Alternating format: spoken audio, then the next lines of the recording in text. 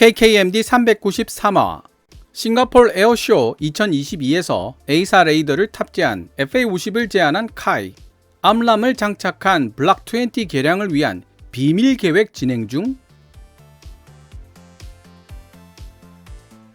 2022년 2월 24일 시작된 러시아 우크라이나 전쟁이 3주째 지속되면서 여러가지 시사점을 안겨주고 있습니다.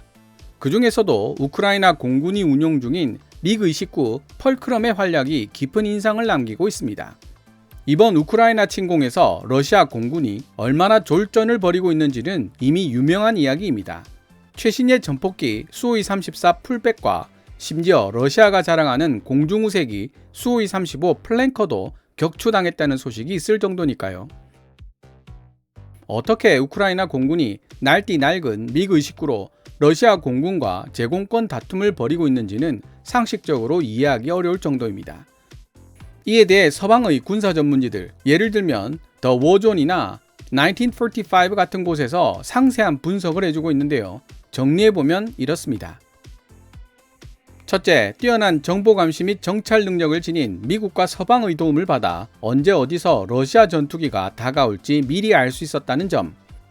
둘째, 구소련 시대의 유산이기는 하지만 우크라이나에 남아있던 S-300 PT, PS 같은 지대공 미사일 시스템과 휴대용 대공 미사일 맨패즈의 활약. 셋째, 엉망진창이 된 전자전 시도 등 러시아 공군 수뇌부의 무능력 등이 언급되고 있습니다. 여기서 수세적 제공작전과 공세적 제공작전의 차이점이 드러나는데요. 만약 우크라이나의 미그-29가 적의 방공망을 뚫고 들어가야 하는 공세적 제공작전을 펼쳐야만 했다면 생존율은 극히 낮았을 것입니다. 하지만 아군의 정보감시 및 정찰 자산과 촘촘한 방공망의 적극적인 지원을 받는 수세적 제공작전에서는 1977년에 탄생한 미그-29 같은 기체들도 기대 이상의 선전을 할 수 있었다는 의미가 됩니다.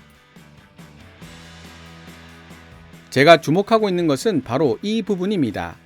비록 일부 밀리터리 매니아들에 의해 훈련기에서 파생된 전투기라는 이유로 가상적국 중국 공군의 침공이 있다면 낙엽처럼 떨어져 나갈 종이 비행기라는 비난을 받고 있는 FA-50이지만 2000년대에 탄생한 FA-50이 미그-29보다 훨씬 더 뛰어난 성능을 지니고 있다는 사실에는 많은 전문가들도 동의하고 있습니다. 대한민국과 동맹국 미국의 ISR 자산과 방공 시스템 능력이 우크라이나에 그것보다 못할 리가 없다는 점을 고려해보면 수세적 제공작전에서 FA-50이 어느 정도의 역할을 해낼 수 있을지 짐작이 간다는 뜻입니다.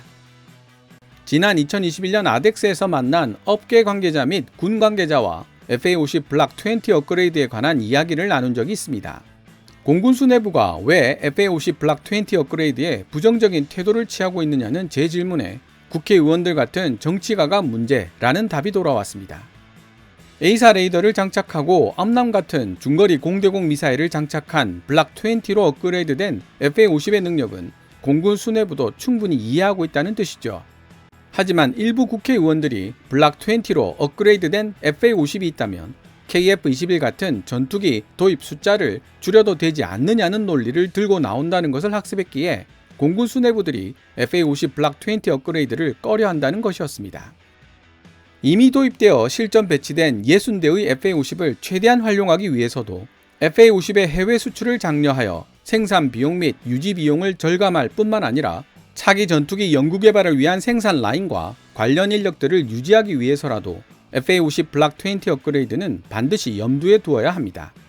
카이 관계자의 전언에 따르면 100대 가까이 생산되어 있는 T-50에 대한 전반적인 업그레이드 작업도 차근차근 준비해 나가고 있는 중이라고 하는데요. 국내 군사 전문지를 읽다가 아무 생각 없이 읽으면 놓치기 쉬운, 그러나 매우 중요한 의미를 지닌 문장 하나를 발견했습니다. 이 이야기를 하기에 앞서 2022년 3월 2일 말레이시아의 군사 전문지 Defense Security Asia가 게재한 기사를 함께 살펴보도록 하겠습니다. 그리고 나머지 이야기를 마저 해보도록 하죠. 기사 원문은 노란색 글자로 표시됩니다. 한국 항공우주산업 카이가 제작하고 말레이시아 경전투기 사업 수주전에 참여하고 있는 FA-50 파이팅 이글에 현재 카이가 개발 중인 4.5세대 전투기 보라매에 탑재되는 능동 전자조사 위상 배열 A사 레이더가 장착될 수 있다.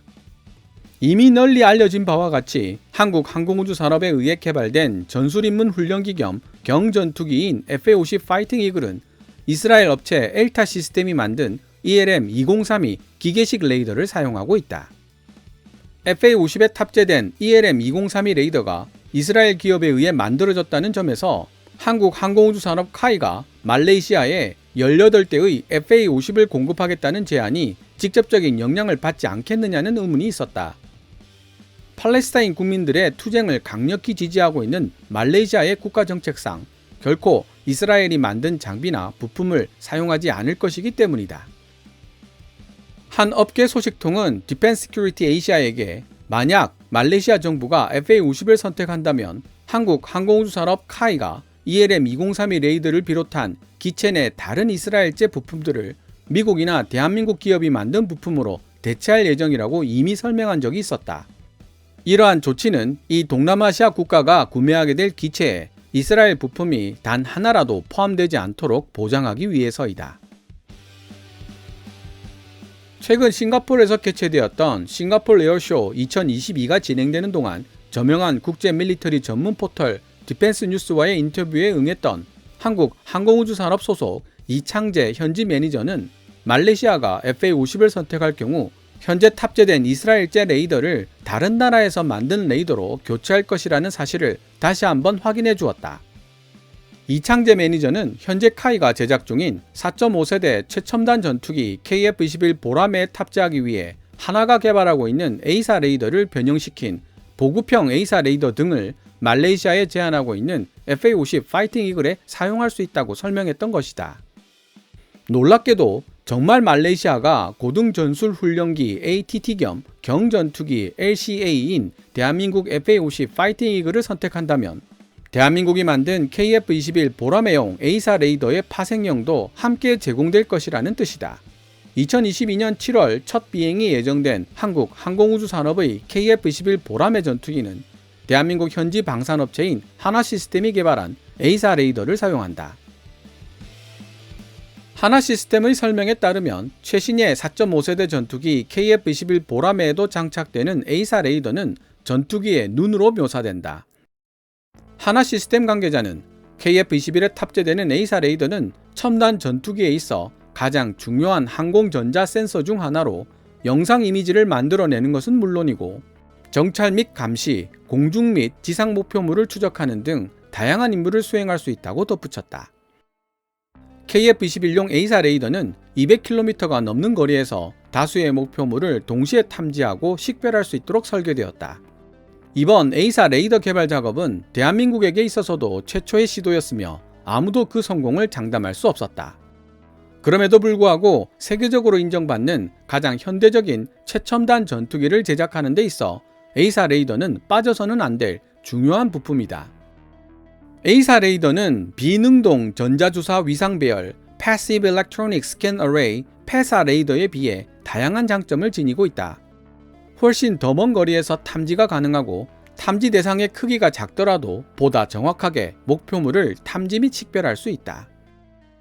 게다가 다수의 TR 모듈을 통해 다양한 위상의 빔을 발사할 수 있기 때문에 적이 레이더파를 역추적하여 포착하기가 어렵고 적기가 시도하는 전자전, 제밍에 견디는 능력도 탁월하다.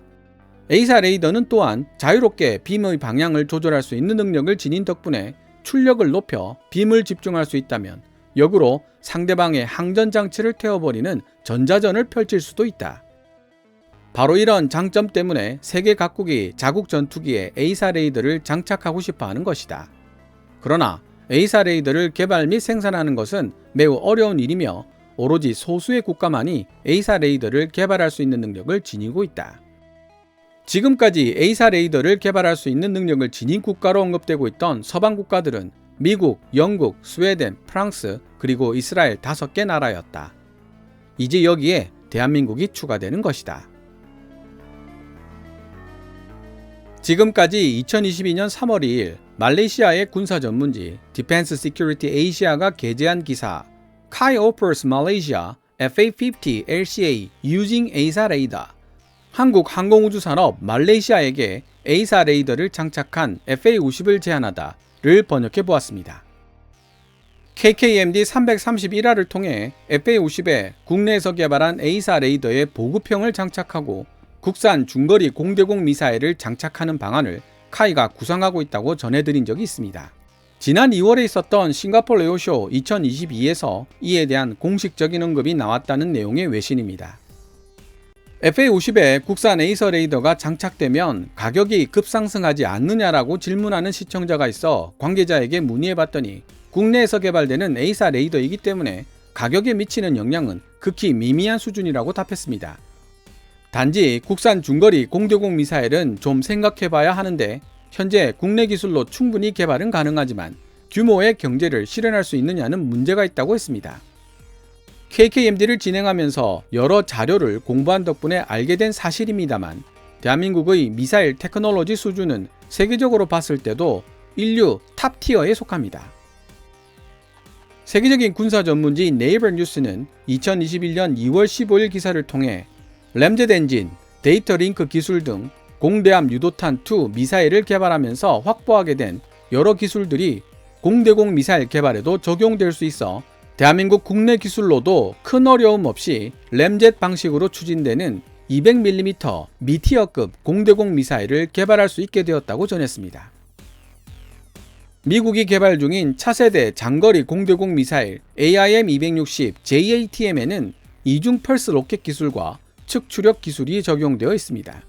그런데 대한민국은 이미 이 두 가지 기술력이 투입된 미사일을 개발하고 있습니다.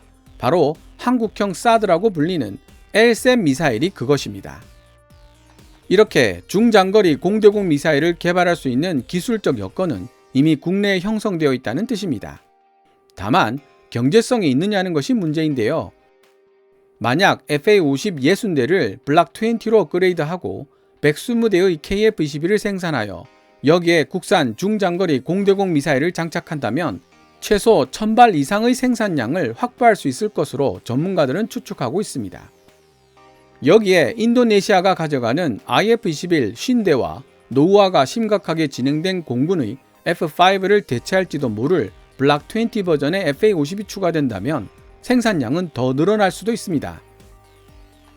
여기 더해 공대공 미사일을 지대공 미사일이나 함대공 미사일로 개량한 사례도 있다는 점에 주목해야 합니다.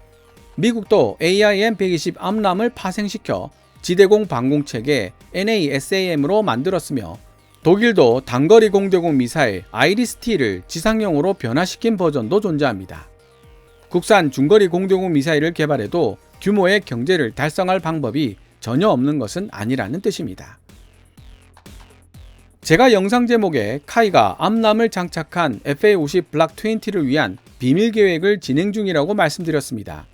국내 군사 전문지 밀리터리 리뷰는 2022년 3월호에서 카이가 미국 회사를 통해 별도로 미국산 레이더를 도입해 AIM-120 암람과 통합하는 사업을 진행 중이라고 밝혔습니다.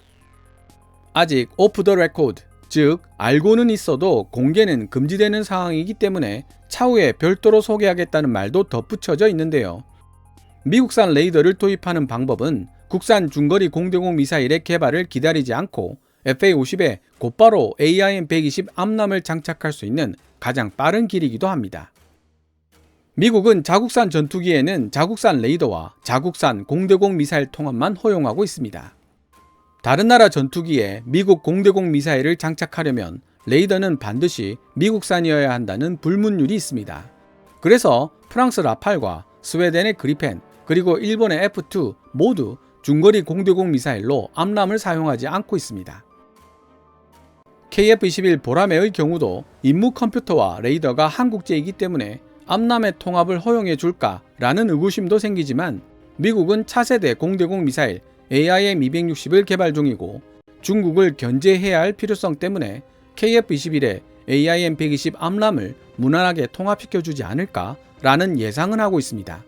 물론 미국이 통합해주지 않을 가능성이 전혀 없는 것은 아니지만요.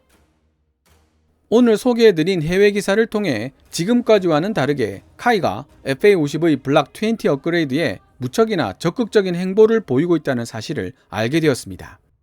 카이는 말레이시아 경전투기 수주전 승리의 열쇠를 쥐고 있는 말레이시아 공군의 요구에 부응하기 위해 산업통상자원부의 예산 지원 50%와 자체 예산 50%를 활용하여 FA50의 블락 20 업그레이드에 나서고 있습니다. 카이의 계획대로 시계외 공중전 BVR 능력을 보유하고 작전 반경이 확대된 블락 20 업그레이드가 이루어진다면 세계 경전투기 시장에서 대한민국 검독수리 FA50의 경쟁력은 지금과는 비교하기 어려울 정도로 높아지게 될 것입니다. 그리고 FA50의 경쟁력은 곧 KF-21 보라매의 경쟁력으로 이어지게 될 것입니다. 오늘 KKMD에서 준비한 내용은 여기까지입니다. KKMD는 여러분들께서 챙겨봐 주시는 광고 수익으로 운영되고 있습니다. 앞으로도 계속 양질의 컨텐츠를 만들며 장수하는 KKMD가 될 수 있도록 도움 부탁드리겠습니다.